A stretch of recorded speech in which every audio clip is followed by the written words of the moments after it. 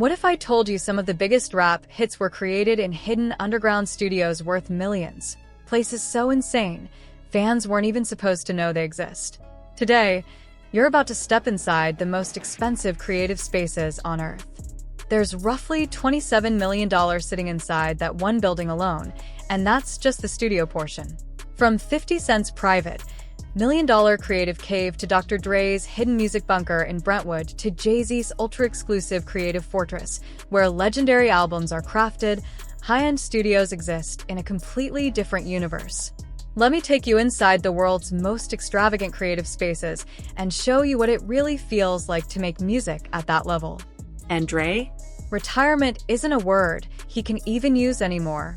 Yet no, I tried that. Never again, he says. For him, the goal now isn't quantity, it's purpose. He's only interested in making music that means something, not just filling hard drives with random tracks. We have to begin with Dr. Dre's Brentwood Mansion Studio, because the place almost feels unreal.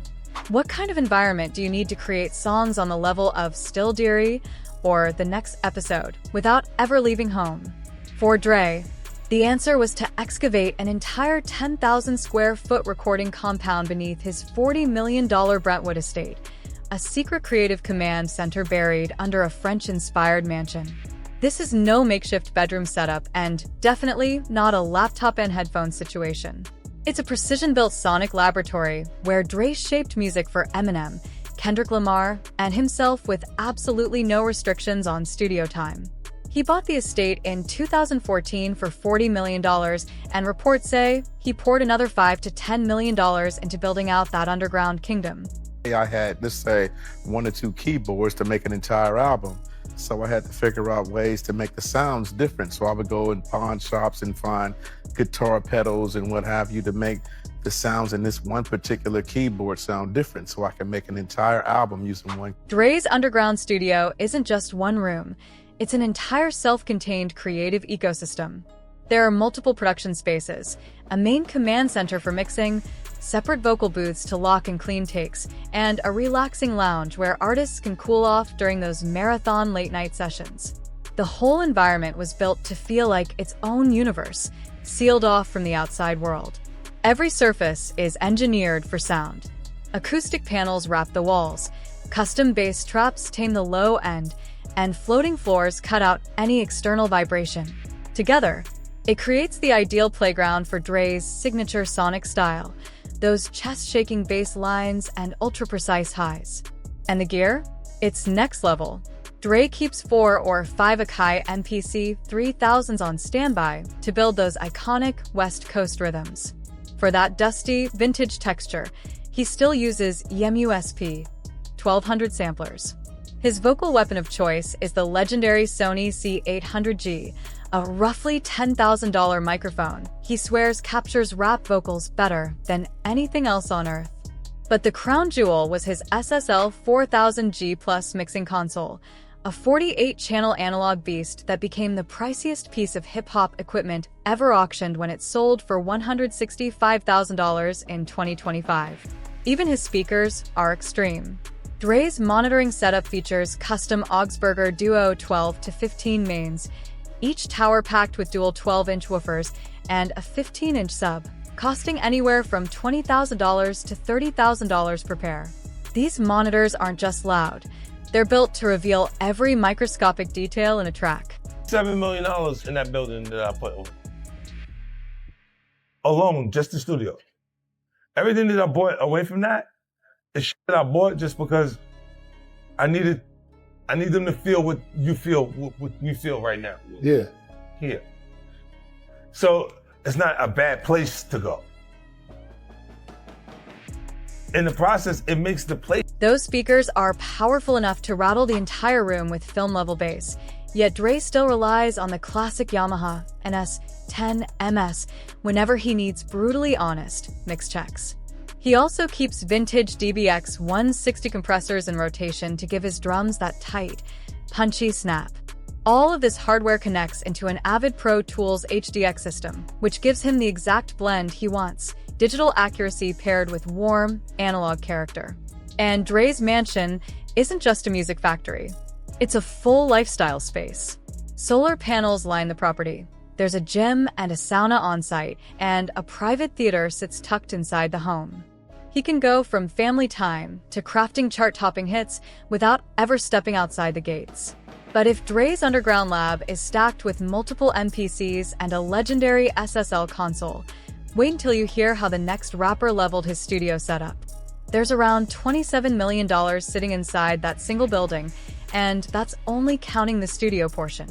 From 50 Cent's private $1 million creative compound to Dr. Dre's hidden underground bunker in Brentwood and Jay-Z's legendary baseline headquarters where classics were shaped, the world of luxury studios hits an entirely different level. This is what creating music in some of the most expensive artistic spaces on the planet really feels like. Dre doesn't even use the word retirement anymore. He tried it once and immediately realized it wasn't for him. Now, he makes music only when it feels meaningful, never just to stack up tracks for the sake of it. And nowhere represents that mindset more than his Brentwood mansion studio, a place so impressive it almost doesn't seem real. To craft songs like Still DRE and The Next Episode without ever leaving home, Dre dug out a hidden 10,000 square foot production compound beneath his $40 million estate, building what is essentially a secret musical headquarters buried under a French-style mansion. It's not a bedroom setup or a quick laptop station. It's a fully engineered sound laboratory where Dre shaped music for Eminem, Kendrick Lamar, and himself without a single limitation on studio time. He bought the mansion in 2014 for $40 million and reportedly spent another $5 to $10 million carving out this underground kingdom. Inside, the studio contains multiple rooms, a central control hub, isolation booths for vocals, and a lounge where artists can relax during long sessions. The entire space was designed to feel like a private creative world. Acoustic panels, custom bass traps, and floating floors eliminate outside noise, giving Dre the perfect environment for his signature chest-shaking low-end and crystal-clean highs. His equipment collection is just as intense. Dre keeps several Akai MPC 3000s ready for sequencing those iconic West Coast rhythms, along with EMU-SP 1200 samplers for that gritty vintage texture. His vocal mic of choice is a Sony C800G valued around $10,000, a microphone he believes captures rap vocals better than anything else. The centerpiece, though, was his SSL 4000G Plus console, a massive 48-channel analog board that sold at auction in 2025 for a record-breaking $165,000, making it the most expensive piece of hip-hop studio gear ever sold. For monitoring, Dre uses custom Augsburger Duo 12 to 15 main towers, each one loaded with dual 12-inch woofers and a 15-inch sub, costing between $20,000 and $30,000 a pair. The system can shake the entire studio with cinema-level bass, but Dre still trusts the classic Yamaha NS10M monitors for honest mix checks. Vintage DBX 160 compressors give his drums their signature snap, and everything runs through an Avid Pro Tools HDX system, giving Dre the precise blend of digital clarity and analog warmth he loves. His mansion isn't only built for music either. It features solar panels, a gym, a sauna, and a private theater, allowing him to shift from family time to multi-platinum production without stepping off the property. And if Dre's lab is flexing MPCs and rare SSL consoles, wait until you see how the next rapper elevated his setup. 50 Cent's G-Unit Studios takes things into an entirely different dimension, loaded with full Dolby Atmos systems and film-level equipment. Plenty of artists talk about building empires, but 50 actually constructed one. He took a massive 956,000 square foot warehouse in Shreveport, Louisiana, and transformed it into the second largest Black-owned studio facility in the United States. This isn't just a recording booth. It's a complete film and television production headquarters where he runs everything from the Power Universe to BMF to soundtrack work under one enormous roof. In 2023, he secured the building on a stunning deal, $2,400 a year on a 30-year lease with a 15-year renewal option. That move marked his evolution from mixtape icon to multimedia mogul. The space originally operated as Millennium Studios, but 50 invested $3 to $4 million to renovate it and fill it with top-tier equipment. Now it looks like a creative fortress built for business. The facility includes multiple sound stages for large sets, post-production suites built for Dolby Atmos mixing, and full green screen zones for hybrid film shoots. Inside, the design features black and white hallways, polished concrete floors, and G-Unit branding throughout, giving the entire complex a sharp, powerful identity. 2 major offices sit at the core, including 50's private suite decorated with custom pieces, one of which portrays him seated in a vanity room like a boss. His studio equipment stays professional and serious. The same Sony C800G T microphone he used on Into Club is now installed in the G-Unit vocal booth, along with a Neumann U87, the mic fans once saw on MTV Cribs. Vocals run through a Neve 1073 preamp for thick low end and an Avalon VT 737 SP for smooth tube character. You can hear the pride in his voice every time he talks about the studio. He built something designed to last for generations. The main mixing room uses an SSL 4000G console with EMWest routing into Pro Tools, plus a full Dolby Atmos system for creating cinematic television scores. After extensive renovations, G-Unit Studios officially reopened in August 2024 as part of 50's 3-phase community plan involving housing, job training, and creative opportunities. This place is far more than a studio, it's a movement. And while 50 is powering his operation with tube mics and Neve chains, the next artist took things even further, filling rooms with multiple SSL desks and surrounding himself with custom Augsburger speakers. Jay-Z Spaceline Studios proved that sometimes the most iconic music comes from raw, unpolished environments.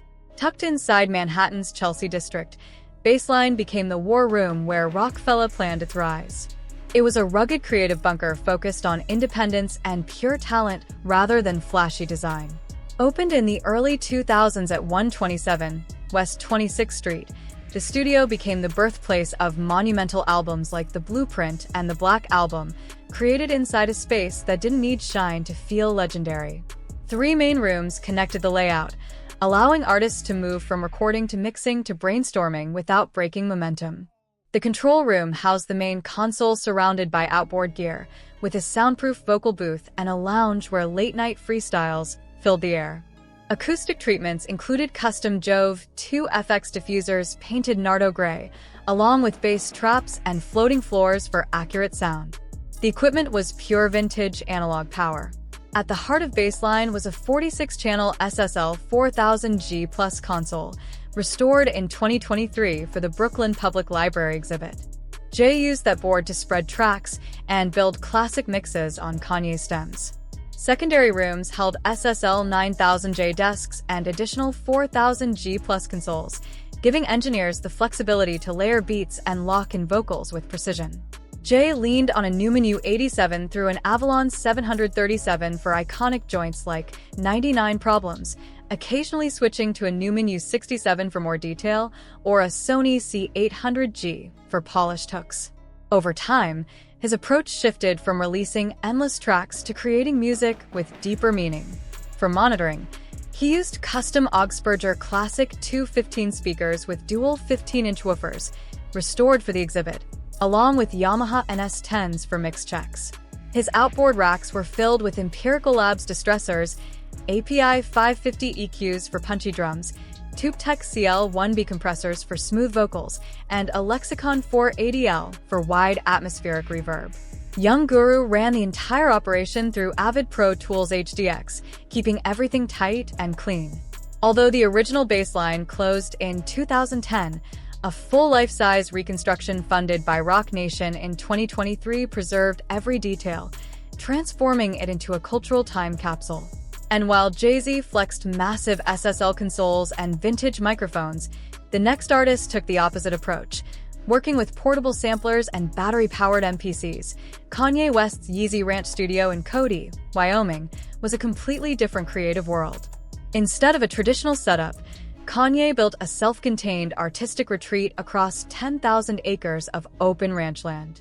Music, fashion, and complete isolation came together in one place. He bought the Westlake Ranch property in 2019 for about $14 million.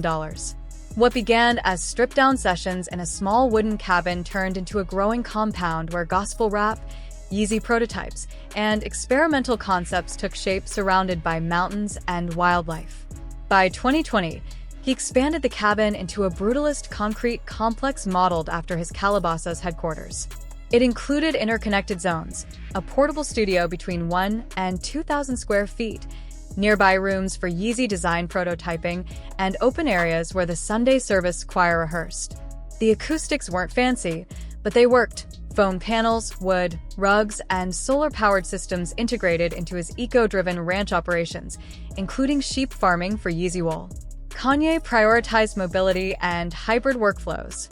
He relied heavily on the Ensoniq ASR-10 sampler during the Wyoming era, seen during sessions with T.I. for Ye vs. the People. He used an Akai MPC 2000XL for drums, an MPC Live for battery-powered off-grid sessions, a MacBook for DAW work, and the Roland TR-808 that shaped the minimal Wyoming sound. For vocals, Kanye switched between a vintage Neumann U87 with a windscreen, a Sony C800G for crisp takes, and a Telefunken Elam 251 for warm gospel-style recordings on Donda. The chaotic eyeball isolation device became a surprising but essential tool for makeshift booths. And in one of the wildest parts of his workflow, he recorded nearly 20 to 30% of Jesus is King and Donda using simple iPhone 10 voice memos. His main audio interface was the Universal Audio Apollo Twin MKI, while monitoring came from KRK Rocket 8 G3S on his Wyoming desk with Yamaha NS10S nearby for clean mix checks.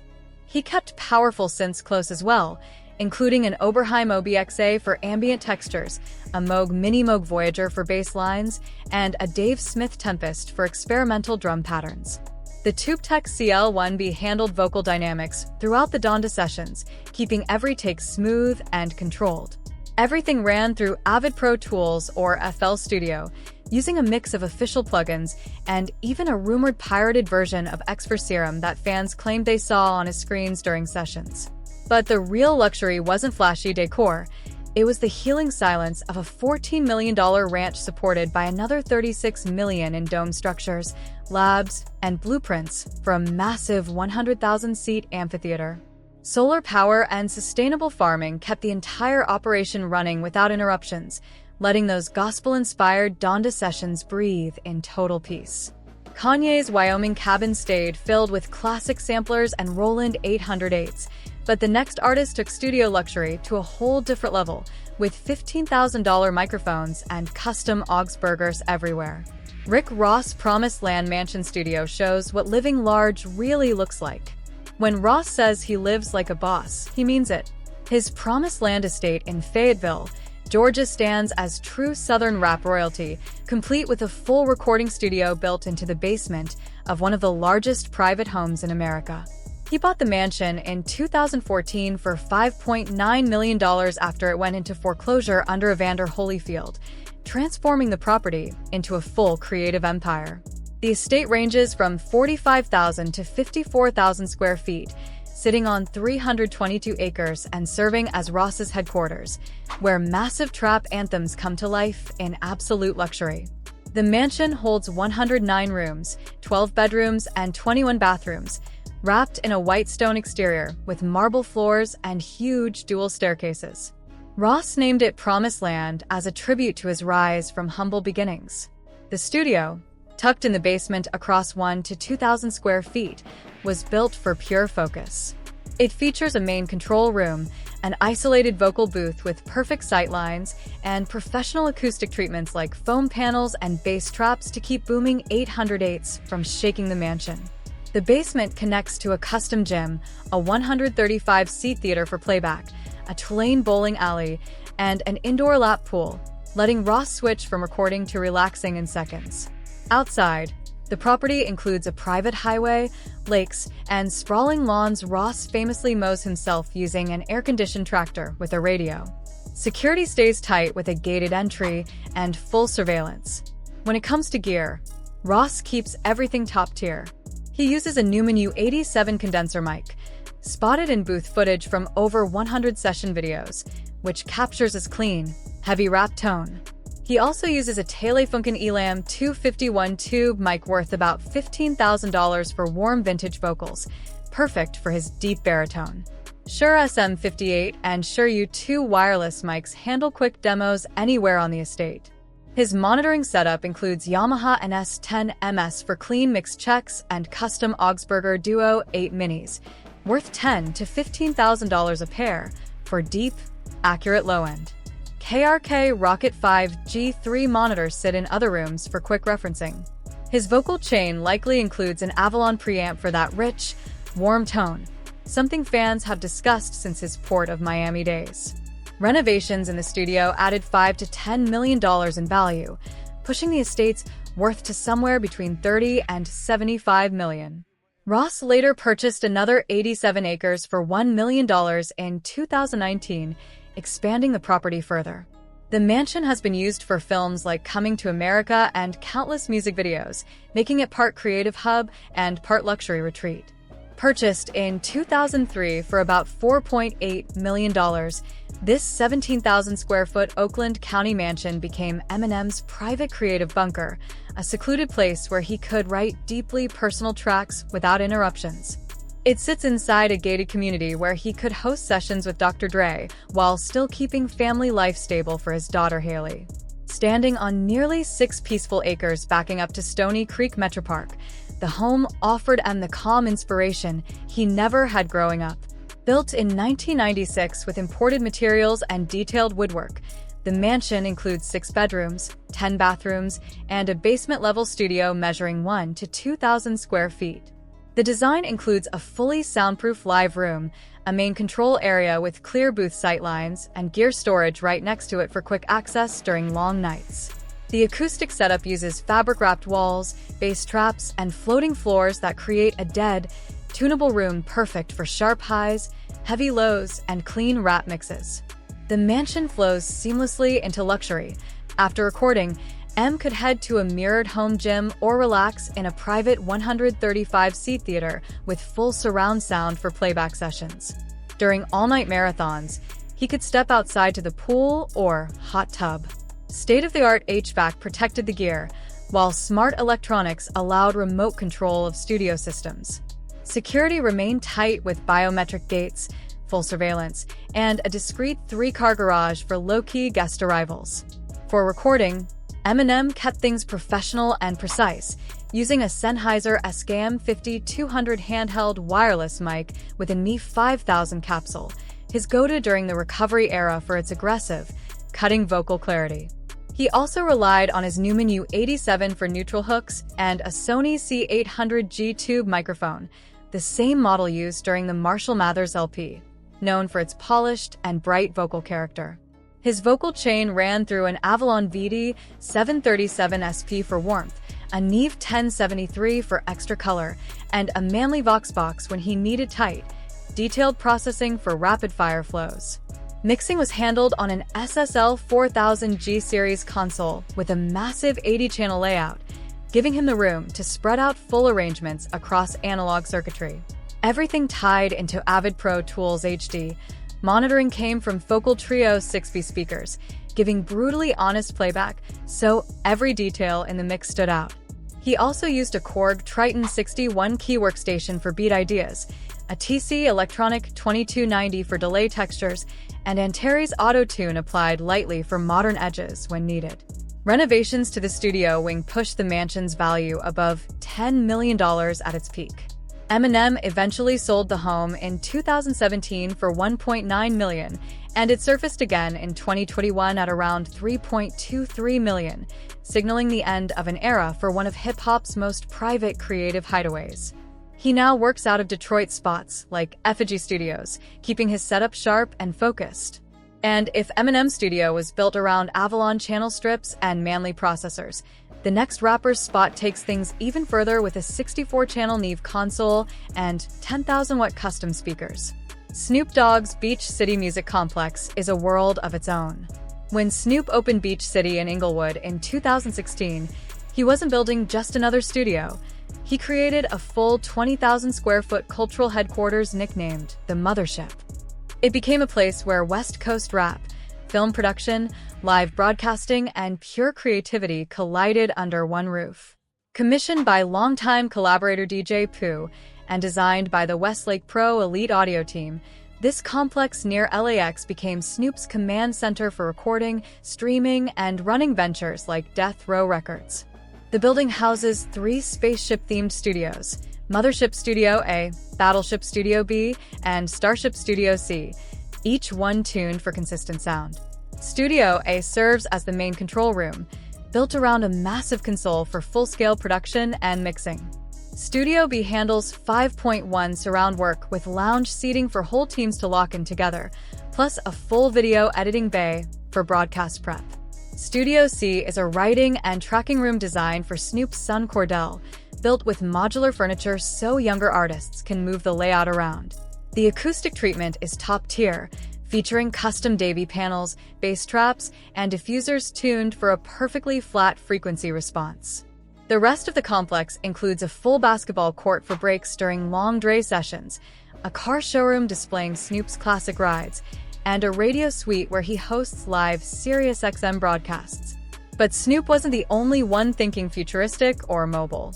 Before the next legendary producer built his dream studio at home, he was literally making hits on wheels. Timbaland's Oracle Tour Bus, built around 2010 for $1.3 to $2 million, was a mobile studio with a floating inner room, SSL Matrix console, Augsburger monitors, and custom Neumann U87 mic fully equipped with acoustic treatment, modular racks, and power backups. It let him produce future sex/love sounds on the road. The bus sold in 2021, ending this mobile era.